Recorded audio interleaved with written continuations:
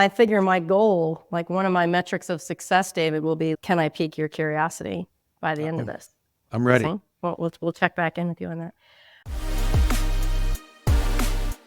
Hi, everyone. Welcome to the Biz Dev Podcast, the podcast about developing your business. I'm David Baxter, your host, joined per usual by the spiky-headed Gary Voigt. What's up, man? Hey, guys. Extra spiky today. Extra spiky. Do you cut your hair like every 2 minutes? Your No, fade 3.5 just minutes. does not. Yeah. No way. That is a dirty lie. Unless you have some weird thing. Your fade is intense, man. I went for a while without cutting my hair, trying to grow it. Yes, you hid it behind a hat I for looked months. ridiculous. Yeah. So then You I would never show it to had me. to cave again. Ann Jones is our guest, and she's wearing a hat. So I will tell her this story. So for months, Gary wore a hat, and he was saying, it's Or not a ready beanie. yet. Or a beanie, which I love to make fun of. Right? Nice. Solid. Good beanie jokes. There's a It lot was of winter. He would wear a hat. And so I was expecting, because he does have beautiful hair, which I'm very jealous of because I have none. But he kept it under this beanie hat thing for months. I'm like, okay, there's going to be this great reveal, like Fabio, it flies out and it's going to look great.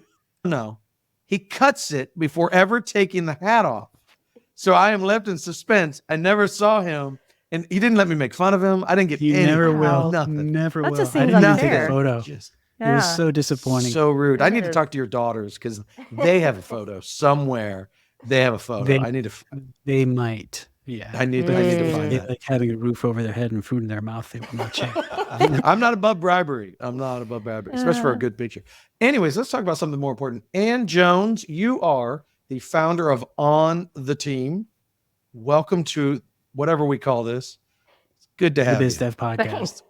Good to be here. So you have been, this is all about sports, which I am woefully inadequate to talk about because I was really bad when I played sports and I don't really follow sports. So I'm a perfect person to interview. I love it. But tell me about On the Team. Yeah, I appreciate that. And I figure my goal, like one of my metrics of success, David, will be like, can I pique your curiosity by the end of this? I'm ready. See? Well, we'll check back in with you on that. I'll tell you, On the Team is really about lifting up the voices of women athletes, particularly as it relates to their perspectives on building strong teams. When you're on a sports team, and the thing about these elite women athletes is they've been doing this since they were little. And Gary, I know you mentioned your girls are on teams, and I don't know if you played. So many touches on the ball, right? You're on so many different teams. You're trying to deal with so many different players, different coaches, different settings, different times, different years, all different competition. Man, that gives you a lot of things under your belt where you walk into, honestly, a job. So many women have told me this. They say, I didn't even realize all the strengths I had until I got into my first job. And I was like, man, I know how to do this. I know leadership. I know teamwork. I know accountability. I know resilience. All these things that we talk about so often in companies that are really essential ingredients. These women are really learning it by doing it. And so what I'm trying to do is both help them see those strengths and learn how to communicate that value, but also for our business community to see, yes, they're great athletes, but they're also have great perspectives about something you care a lot about, building a strong team. Practically explain to me what On the Team does. So Are you filling speakers or are you, okay, so you are, she's nodding for those who are not watching it. You find, I assume, mostly professional athletes, or they got to be pretty high level if no one's going to care about listening to them, right? These aren't high schoolers. And yeah, that's a really good question. There are actually two aspects of the business. And yes, one is a speakers bureau, if you will. So companies that are looking for speakers to come in and speak to their employees about strong team cultures. How do you do that? What do they look like? They would hire On the Team.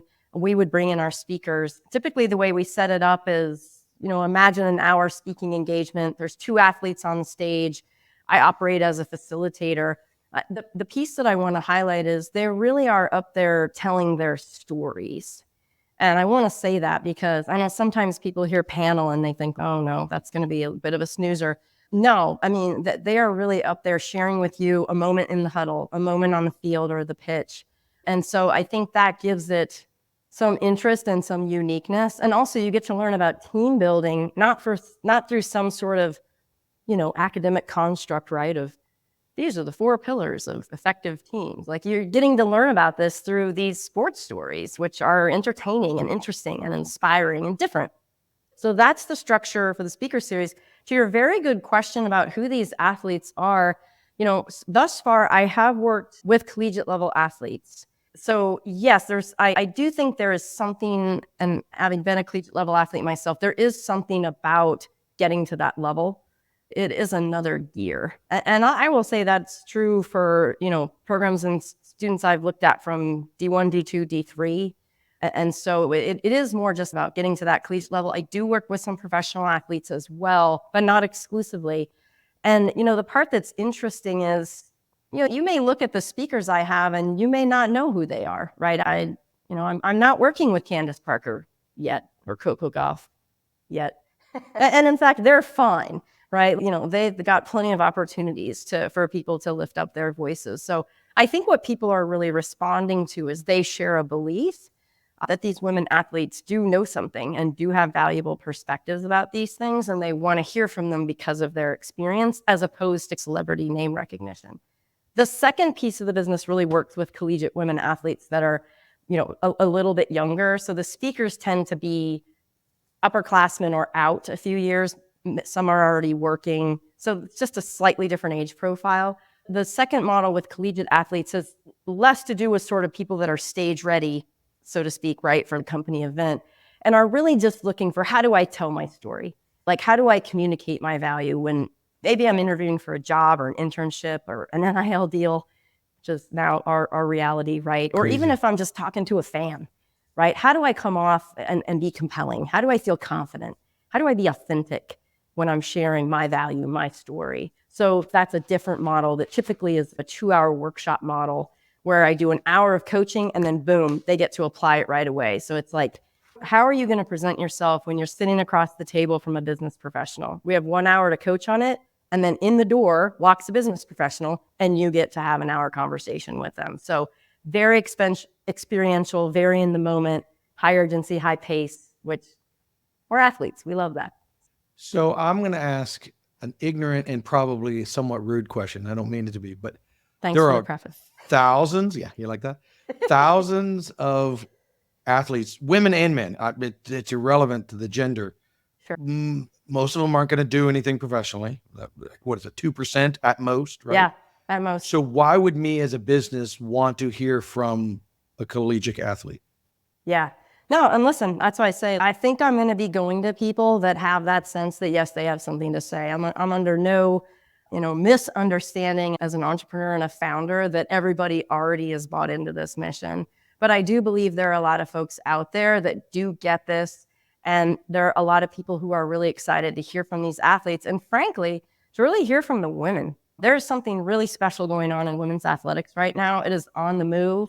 There's a lot of buzz around this. And, maybe I'll fill this into one of my last segments on startups. But, I think as an entrepreneur, I feel like one of the most important things you can do is sort of find your differentiator and find your lane.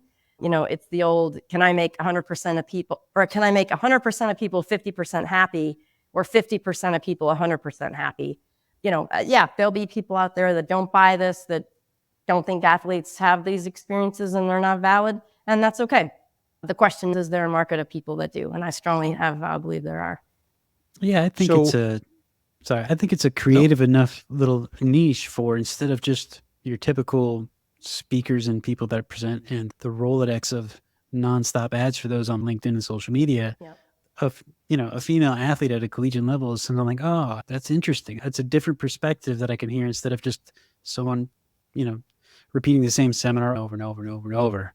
So I think that's right, Gary. The other piece that I'm reminded to say is, I'm also hypothesizing. Again, this is a new business for me, right? So I'm still very much learning. I suspect this will also have a local component to it, right? So people will want to hear from these athletes because it's UNC or it's Duke or it's NC State or it's the Courage, the NWSL women's soccer team, right? So I also think that companies that are bringing these speakers in, I may not know who Brianna Pinto is, although a lot of people in this area do, or Kaylee Kurtz again, but I've heard of the Courage. I know that's the women's soccer team. And let's lift them up. That's great. This would be good for us to hear from them. Again, just being completely honest, I'm not going to be the entrepreneur that's going to say, oh, everybody's going to love this. And, I think to have a differentiator is the most important thing. So do you find your balance is mostly coaching or mostly the speaker stuff? That's such a good question. I don't know yet. I will tell you, I'm a coach at heart. I have been in, that is what I love. And so those moments to really, whether I'm speaking with a speaker and helping them prep for that speaking gig, or whether I'm really coaching at the collegiate level, some of the basics and sort of getting them started, man, that's a happy day for me. But what I'm hoping is that what the speaker series provides, it's a credibility point, right? It's a validation point. What I mean by that is if I go to these younger athletes and I say to them, look, you guys have a skill set that the business world really cares about. I don't want them to have to just take my word for it. I want them to be able to point and say, by the way, I have the National Speakers Bureau where we have on the team athletes where companies are paying to hear from them because they care about it. So it creates a validation point. It creates a credibility point that says, yes, companies do value this. They do believe you have something important to say and they want to learn from you. So that's partially why I did that model, and also just gets, it's just a different kind of level of visibility.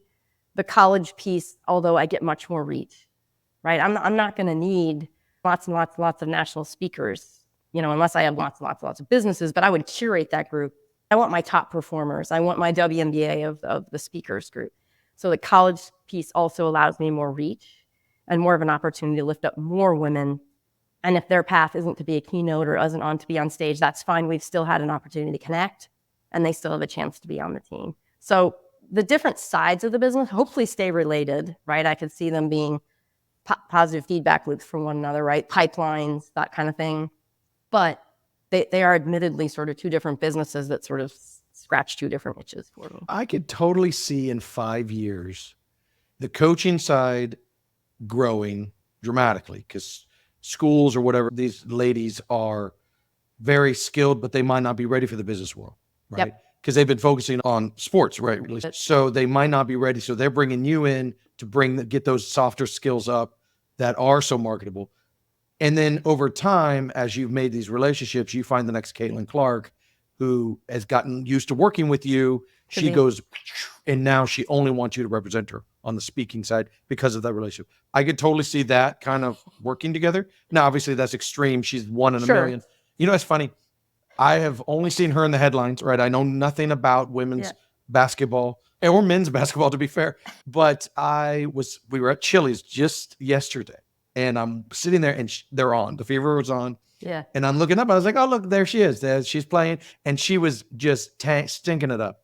She was like 1 for 7. She had a rough start. I know she is amazing. I know I'm just bad luck. I'm watching her when she's not doing well. As soon as I leave Chili's, she explodes, wins the game. Fourth quarter, she scores 12 points. And I'm like, that makes sense. So that was my only experience, my only Caitlin Clark story. So you're welcome. But it's such an interesting case, and it's refreshing. We interview a lot of people for this podcast, and there's a pattern to a lot of the jobs that we've interviewed. Yours is by far it's got to be the top 5 most unique. We've done some really interesting ones, but I really dig this.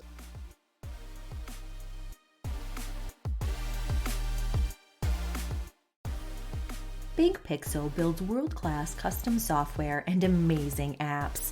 Our team of pros puts passion into every one of our projects. Our design-infused development leans heavily on delivering a great experience for our clients and their clients. From startups to enterprises, we can help craft your ideas into real-world products that help your business do better business. So for lots of women athletes, what do you look for in the ones that you want? I understand coaching, you're doing your thing, you're coaching. That makes sense. Totally. What are you looking for? Is it just simply, boy, these people can tell a great story? Yeah. Is it, a certain, camera quality, ready for the camera? I don't know the right way to say that. What is it that you're looking for? What's that? She's looking for the Riz. Yes. No. You're using words. It's a great question, David. I would say for sort of for my speakers group, you nailed it. It really is like, how close are they on the storytelling component? And, even over Zoom, I can tell pretty quickly, like how close to stage ready they are. And some of it is just comfort, right? Sort of charisma. Is the energy coming through the screen? Because, that has to show up on stage. Their authenticity is really important. As I always say to people, like, too scripted and too polished can come off inauthentic, which can be way worse in a speaking engagement than just being yourself and letting yourself show through. So just what are some of their natural tendencies around those things? And again, sort of how close are they being able to tell a story? So if you ask a question about, tell me about a time when you saw a powerful model of leadership, do they in fact start taking me back to a moment in time? Do they speak about a particular person? Or do they sort of just speak in generalities, speak in abstractions? Though, yeah, that is, as far as the college students are concerned, they just got to want it. They just got to want it. And I'm here to tell you, these athletes, if they want it, and if they don't, they won't do it because they're so busy. They don't have time. Sure. Yep. Well, and obviously, if anyone who's excelling in athletics, if they want something, they obviously know how to get it. That's right. Because these people are putting their bodies through all sorts of stuff. There are people, and we all know them, or you're related to them, who don't do much of anything, right? Unless it hits them in the face, they're not going to do anything, right? They'd rather play Nintendo or whatever. Yeah. But an athlete has proven, probably since they were barely walking, that they're willing to do whatever it takes to meet whatever that success is. So I would imagine it's very stark. Because again, if they wanted it, they'd go get it. So it's really, you could just see it probably pretty quickly. Yeah, you see it pretty quickly. That attribute, though, is just in spades. It is just amazing. Their determination and their dedication, and they know what it takes. So many other things, too. I laughed. I just worked with a group of 8 women on Friday, and this is a small detail, but every single one of them, 10 minutes early. 10 minutes early. I could learn something from that. Right, boom, ready to go, walked in, just put me in, coach. That's just the mentality. It is so fun to do my job. Yeah. I mean, it's a dream. And that's why, EY did this was like buzzing all over the women's sports world, but I'll share it here. EY did a survey of women in C-suite roles, right? Found out that 94% of those surveyed were athletes. Wow. Wow, right? Now, I talk to women athletes, they're like, of course.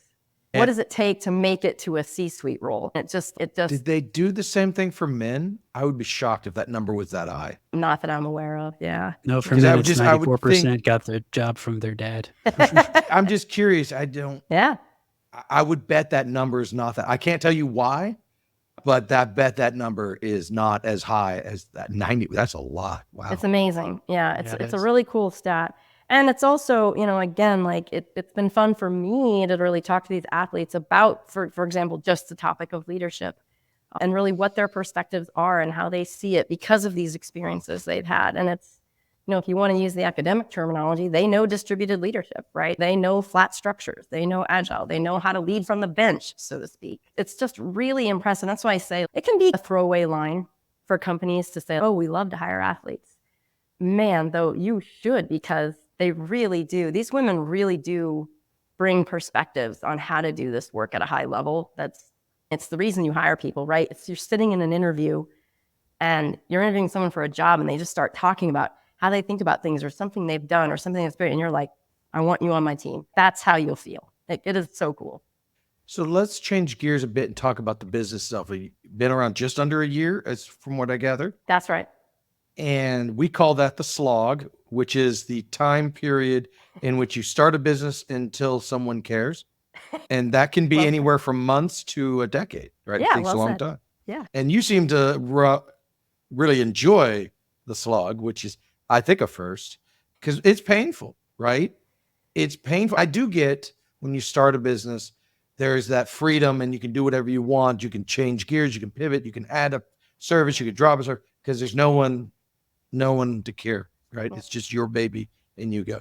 That's exciting. But it's also, where do I get revenue? Who is my client? That is scary. So going back to you, so is it just you? Do you have anyone joining you? Yeah, at the moment it's just me. I was listening to a previous guest that you had on actually talk about the we versus I in reality. So it is just me. But I will tell you, David, I use we a lot because the royal we. The royal we, as I know you object to in certain conditions, which depends. I understand. I used it for a long time. Yep. Yeah, I there's just no don't think way. it should be a lie. Like you shouldn't Exactly. say you have 4 offices when you don't. That's Yeah. the part that bites. I don't even have one office. I have 0 offices. It's just me. But no, it really is it is a social impact endeavor, right? This really is about building a community at the end of the day, and all of us trying to help lift up the voices of these women. And so in that sense of the work, I do feel like this is certainly a collective or team oriented task. Yeah. I have an odd question. Mm. Have you, on the marketing side of this, now, it seems like having some of these athletes on your team is going to actually make it easier for you to market. Have you found that helpful? Yeah. Using their name recognition to also help put your message out there for your business? 100%, Gary. And I think, too, that is the part of it where I really want to be sure they do understand this we that I'm talking about, right? Yeah. Like we have So they this don't feel like they're overall- being used for your This sake. is an Right. overall goal. Like for you to be lifting up, your speaking engagement is great, but also can you like and repost when we have a chance to lift up other women? That sort of larger part of Yeah. it, I think, is more motivating for people rather than, sort of the 'Cause it's transactional not like feel of, no other business actually takes advantage of an athlete's, for their own fortune, right? Absolutely That not. never Why would you Never happened. insinuate that corporations would stoop to that level? I'll NCAA my way out of here. Okay. Get out. Oh my gosh. That was so You don't know anything about sports, so I'm trying to get at least 1 or 2 sports references in see, here. though, he does. I think he's sneaky. I about know that. enough because I'm just a general human, but oh my gosh. Wow, it was painful. That's why I don't say much. Sorry. It's good. I like See, it when the that's- truth comes out. I like That's that. right, because it's so bad. Anyway, so what has been your favorite story? I'm not necessarily a person, but is there a story where you've taken a woman who was, let's say, rough around the edges? Yeah. And you crafted, coached, and turned them into a pretty great speaker. Is that a common thing, or is that a highly unusual thing? Do you Yeah. have a ton of those stories? I know I don't want to embarrass anyone, but we'll do that. No, I'm actually thinking about a story from the company I founded previously, which was Okay. District C, which was also about lifting up voices, just a slightly different angle. But what we did there was coaching young people on how do you solve complex problems in teams. The basic model is groups of students, teams of students are solving real problems for businesses, and we coach them through how in the world do you do that, right? When you've never heard of this business, when you've never thought about this problem, and you have 3 other people that you're supposed to work with and you've never met them. How do you do that? That was that business called District C. One of my most amazing experiences from that, humbling experiences from that, is a young woman named Jordan. And she was one of our very early students, and she was quiet. And so we did some of this work in person and some of this work online. I just kept waiting, and I'd see her listening and she was following. And when we were online, I could see all their notes. They would keep notes in a Word doc. So they're in a Zoom room and then they'd have a parallel screen Word doc. And I would see her and she'd be in there typing. Oh my God, this stuff's amazing. Like, why isn't she saying anything? Like, she'd just sit quiet and listen, and she'd ask questions, totally dialed in, pulling things out of her teammates, like great team player, but not saying anything. And so I said, hey, Jordan, after this meeting tonight, I want you to call me. Here's my cell phone. So she called me up and I just asked her. I was like, man, you have such great things to say. Like, why aren't you getting in there? And she was just like, I don't know. And I said, all right, the next meeting, get in there. I'm telling you guys, that's all it took. It's all it took. It took me 5 minutes extra time just to say, I believe in you. And she went on to just be a dynamite student in that program. And she came back just recently. She graduated from A&T. She's now working in an animal behavioral lab. And she came back to speak at an event that we had. And she was telling the audience the story. And she remembers it clear as day, right? She remembers that moment when Coach Ann said, like, why aren't you getting in there? Like, you have something important. You have value. And she said, thanks for giving me a chance. Nice. That's why you do this work. I sat on Friday, and I don't know where this story will go yet, but I sat on Friday, and there was a young woman that came to this event. I could tell she was nervous. She told me, like, I've not had the chance to talk to these kind of business professionals before. And I'd shared with her my story about what had happened to me at Dartmouth and like how difficult that was and just that identity piece. And she chose to share a story with her business professionals about something that was similar, right? Where she's still able to play now, but where something happened and she really had to question, if I lose this, who am I? And I walked by and I heard her saying it destroyed me. And she was red and, but like, man, here she is. She showed up and she shared that story. And I guarantee you those business professionals will never forget her. Bye-bye. And she walked Yeah. up to me afterwards and I said, well done. You showed up, you did it. She said, I got to give you a hug. Man, listen, those aren't the stories of, I hit the whatever revenue mark or change the world. But, if you have an opportunity to help one person see their value, to me, that's what this world's all about. We got to keep doing that. I would say, regardless of industry, or I don't even know the right word to say it, but I don't care what you're doing, but if you could bottle the passion that you have for what you do into whatever industry you're aiming at, there's no way you don't succeed. You know what I'm saying? And I say that if you're that passionate about it, accounting or computers or anything, that's where you'll find success. I want to bottle this podcast up and say, if you want to succeed, this is what you should look like. And that's kudos to you, because we don't see it. And I think some of it is, a lot of the businesses, I do M&A, I do banking, I do construction, whatever. Maybe that's not something to get all jazzed up about, but your passion is contagious and it's very exciting to see. I appreciate that. Listen, it's so true. And so many times with young people, they know, like, I can't even get my fingers this close together, but like, they think these are their options, right? When they're thinking about what can I do in life, like and we've all been there. Like, I didn't know what the options were. I didn't know what I could do. Yeah, and I'm sure for athletes too, they feel like they've already been pigeonholed and just doing one thing for so long that there's no opportunity to branch out. No opportunity. Or I have to go work for a sports team, or I have to be an occupational trainer. Or, like, they have no idea what their opportunities are. And like, to me, David, to your point, the biggest gift, if we think about, like, how as adults can we support young people, help them find their passion? How often do we do that? A local charity here that we are big fans of and we support, called the Daniel Center.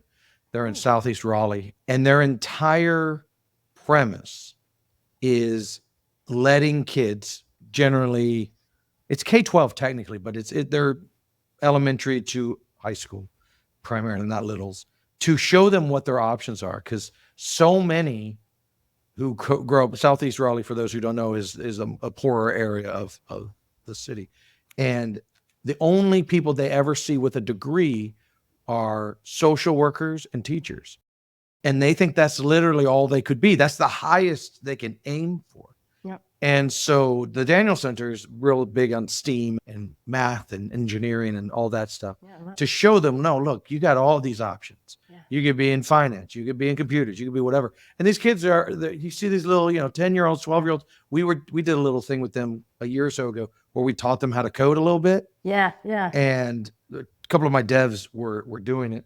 And some of these kids thought we hung the moon, right? They were just wrapped. This coding thing is so wild. The other half couldn't care less, right? But there was like those 3 kids, and they were like, I'm coming to teach this for that one kid right there. That's it. And so we're big fans of organizations like that. I think opening those doors and showing how big the world really is something not enough people do. And I think that's important work. All right, let's wrap this up, Gary. Ask our big question. All right. So through these experiences, both in your previous business and now the current one, what are your top 3 pieces of advice for any new entrepreneur? I wrote these down. These are, like, for real, well thought out. Well thought out. 5 minutes before you got on. Yeah, exactly. No, I'll tell you what came to me were a couple of things that have just been like a mantra. The first one is follow the energy. And gosh, my husband and I said that to each other so many times starting District C, and what we were talking about a minute ago. There are tough days. When you are starting, you're like, is anyone going to call me back? And you really have to follow the energy, literally at what do I feel like I have energy to do today, right? If I were to do X, does that make me feel excited? Because I think as entrepreneurs, you feel like there are certain things that you should be doing. What I'm going to argue is those things should be where you feel most energized. Because if you can't keep your energy levels up, you'll never make it. The second thing that we talked about a lot comes from actually having gone to school in New England and having the chance to do some hiking. And I want to sort of paint the picture for you of the mountain stream in New Hampshire, flowing down through the rocks, and some big and some small. And Water's cool, right? Because if you look at the stream, sometimes the water flows fast enough and at a high enough volume that it can actually move and tumble those rocks, right? And it wears them down, and you pick them up and they feel like smoothed out because the water just keeps at it, just keeps wearing on them. But sometimes the water hits big boulders that it's not moving fast enough, that are a high enough volume to move. And water goes around it. It doesn't stop. It keeps moving forward. And that, again, was a huge message for us, right? Because there's things that you hit that feel like that boulder. And the answer isn't to stop. The answer is to picture that stream and go around it, right? We call this pivoting. So I think that was like a very present. Keep moving forward. Find a way to put one foot in front of the other. The third thing I'll share is something actually I heard at the Raleigh-Durham Startup Week, which I'll put in as a plug for that event, for those of you that are around the springtime event. But I needed to hear this at the time it was said, and that is fall in love with the problem, not the solution.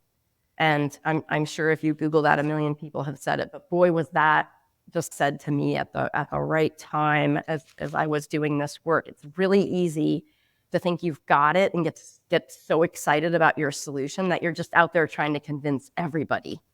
And you stop really listening to the people that are speaking about the problem and your customer, if you will, or the users. And that's the point where you can get really sideways with this. And so that was a great reminder for me to be like, I don't actually care if it ends up being this speakers group that I have or this 2-hour worksheet or workshop. What I want to do is lift up the voices of these women and help the world see their strengths and help themselves see their strengths. That is what I'm trying to do. How I get there, I'm open to learning. I want to find what works. I want to find a payer so that we can sustain this and grow this. So that was just like, it's just so easy to get so invested in your solution, especially when you're out trying to sell it, because you're trying to sell yourself, right? You're trying to sell the solution, and it quickly becomes, you realize you shut down all the learning and the listening, and that's when you're in trouble. All right. So not only are your stories inspiring, but those 3 pieces of advice are more inspiring than most. So the energy level and the water one reminds me of a Bruce Lee quote where he's just explaining be like the essence of water. It's pretty much the same thing. Yep. Appreciate But that. yeah, very good. Very cool. Now, if anybody wants to learn more about your business, how can they get in touch? Where can they find you? Yeah, the website is just ontheteam.co. There's a contact form at the bottom of that. I'm on LinkedIn. If you do LinkedIn Ann Jones on the team, I'm guessing that will pop up, although Ann Jones is a fairly common name. Don't worry. We'll put the links in the show notes. They don't have to guess. Yeah, no, and I just want to say to folks listening, I really do believe in building community. So if you're like, I don't know if I should reach out, or please do. I love having conversations. I love meeting people. Always a chance to learn from somebody. So I hope people take me up on that. That's great. Very cool. This has been a lot of fun. Thank you so much, Ann, for joining us and joining our little podcast. We look forward to watching your little company and seeing your people come out of there. So that's very exciting. I appreciate it. Thank you all so much for the opportunity. And just also want to say, and I've done a few of these podcasts, and I just appreciate how carefully you guys listen. And I can tell that by the kinds of questions that you ask. Like, they're not like, you're really listening to what I'm saying and curious about what I'm doing. So that was felt. I really appreciate that. Thank you so much.